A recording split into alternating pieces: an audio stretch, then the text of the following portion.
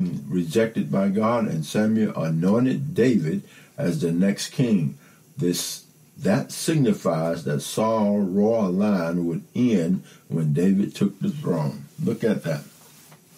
When the Philistines challenged Israel, it was young David who slew Goliath, which in turn led to a routing of the Philistines.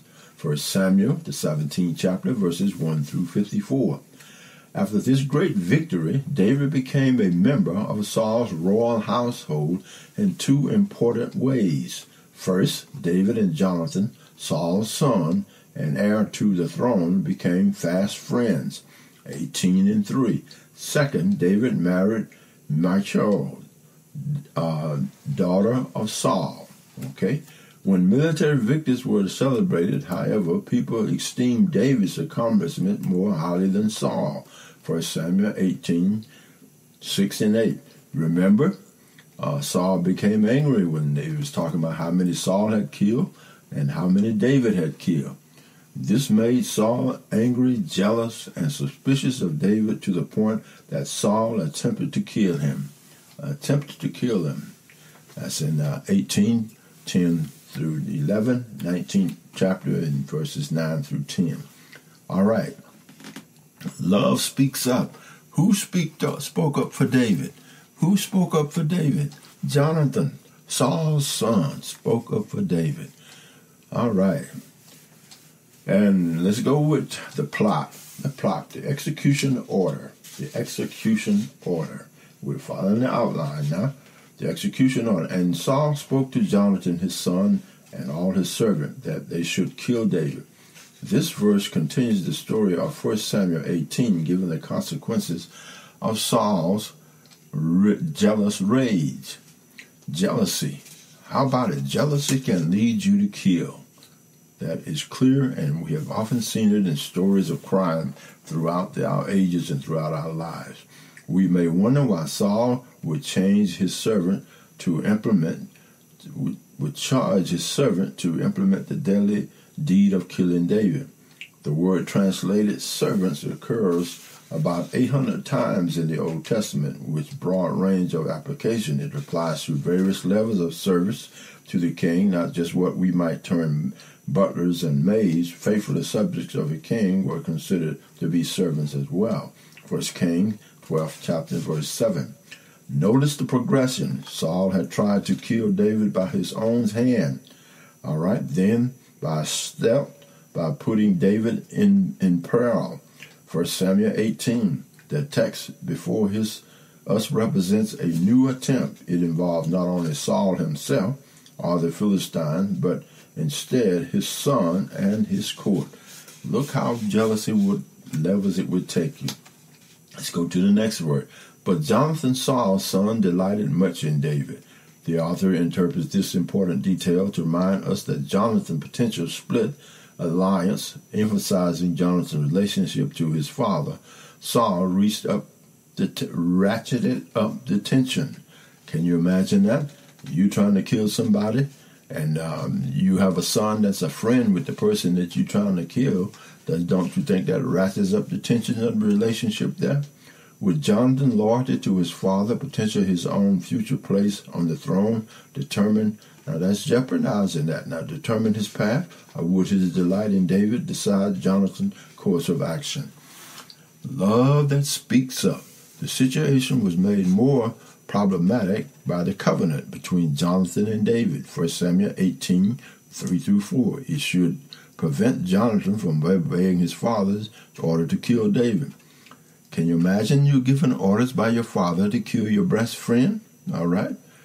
Can you imagine that? In order to save his friends and honor their covenant, Jonathan would have to disobey his father, and the king would certainly punish his son any way he saw fit for such an act of rebellion. All right. And Jonathan told David, saying, Saul, my father, seeketh to kill thee.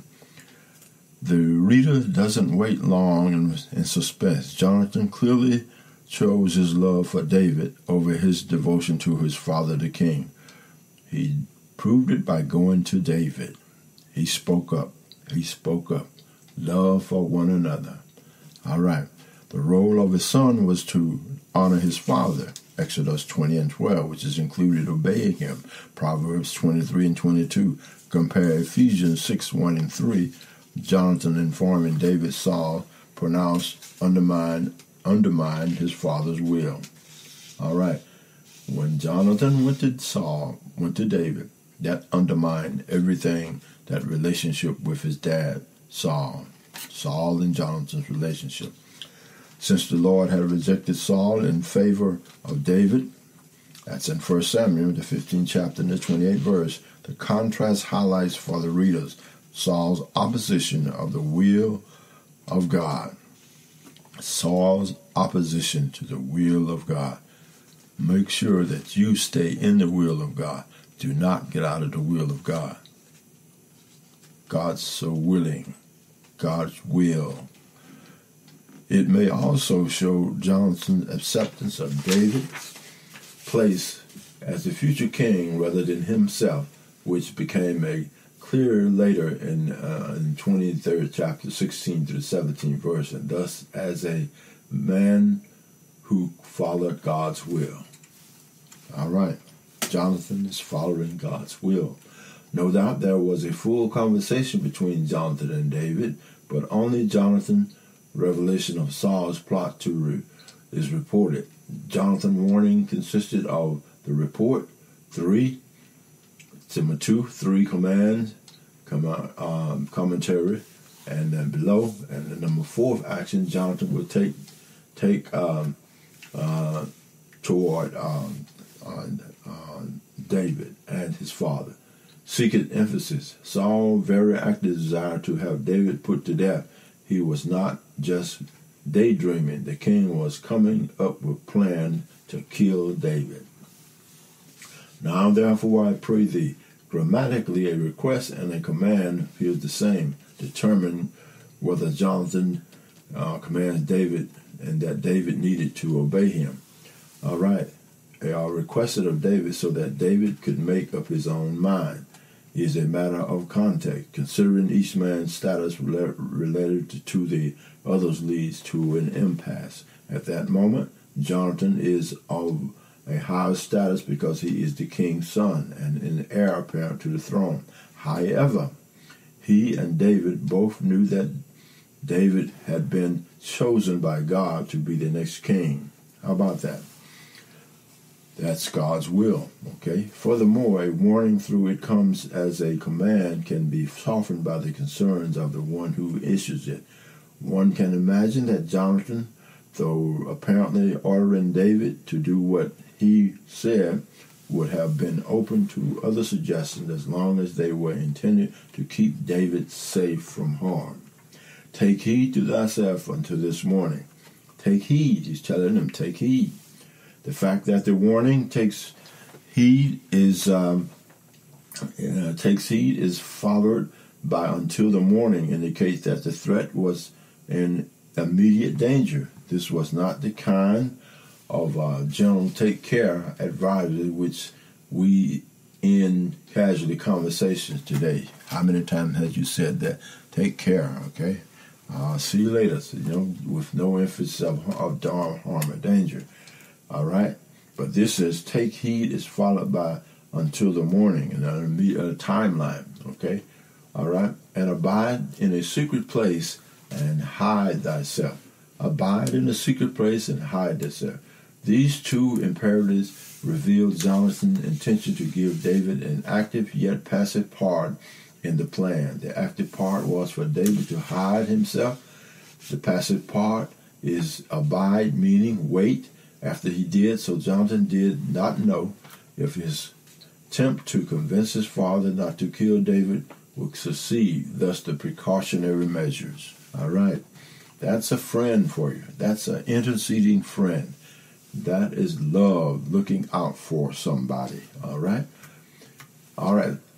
Clemency plan. And I will go out and stand beside my father in the field where thou art. Okay. David is watching this all the time. And Jonathan tells David what he's going to do. He's going to stand by his father. Jonathan is going to be talking to his father about sparing David's life. David ain't did nothing to you, Daddy. David has been fighting and doing things for this country all the time. Let him alone, Daddy. Let him live. But we're going to see what's going to take place. And I pointed out a shift of focus from David's task to Jonathan. The first pair seen here describes where Jonathan would be standing with David's sworn enemy in the same field near David. Apparently the secret place where David was to hide above it would be secret only from Saul, not from Jonathan. Therefore, David would be completely vulnerable to trusting Jonathan not to betray him. You have to trust people sometimes. Have you gotten to the point where you are able to trust people? Have you? You must trust people. You must be able to trust people when they are looking out for you, trying to help you, do whatever you are doing. You must be able to trust them. You must be able to trust. That's what it's all about, being able to trust. All right. And when you're in danger, you need somebody to trust. All right. And I will continue with my father and thee, and what I see that I will tell thee. Okay? Jonathan's second pair of actions describe what he planned to say first to Saul and to David. And once again, David would have to trust that Jonathan planned to tell him everything that he needed to know to survive. You must trust somebody. All right. What do you think? Where were you to attempt to mediate a reconciliation? What tactics would you consider to be off limits, and why? Digging deeper, what scripture message can you cite to support your actions? All right. How about love your enemy? How about it? Love your enemy. Love your enemy, even though they may be doing you wrong and out to kill you or do you harm. God says for you to love them. How about that? That's a guiding, digging deeper thing. So for you personally, in your relationship with folks around you and what's taking place. And in case you do decide to intercede or help somebody that is being attacked, be aware that there's danger in that. But God says, love your enemy. And Jonathan spoke good of David. This is the intercession unto his father, and said unto him, let not thy king sin against the servant, against David. Do not sin against David, who has been doing good thing.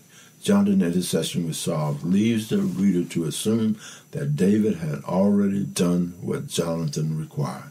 Once again, Saul's position as Jonathan's father is emphasized. This brings us to mind the complicated responsibilities Jonathan had toward him. The expression, let not the king, in third person is more polite than a bold command. Do not. You see, let not. It is more conciliatory, more in regards to the authority that he represented. A more gentle way of saying, do not. But anyway, that's how you said, let not the king. Jonathan addressed to his father as king may be designed to calm Saul's insecurity over his kinship. Now here's your son talking to you. See that? There's a way God works things out. A harsh word can bring about quicker wrath than a soft, gentle word.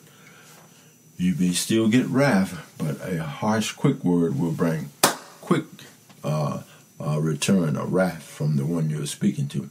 We also recall that resisting king was dangerous. Resisting the king was dangerous. The laws of Moses before the existence of the king in Israel, disobeying priests or judges was punishable by death. This is in Deuteronomy, the duties of how you should behave, Deuteronomy 17, the 12th through the 13th verse. This practice extends to kings in Israel in that they had power over life and death, and their subjects, example, first king, as did kings in the surrounding nations of Daniel. However, Jonathan's address also reminded the king that he had a duty to God not to sin against others. Although might makes right seems have been the rule throughout history, God's people are to be different. Does that say anything about today relationships?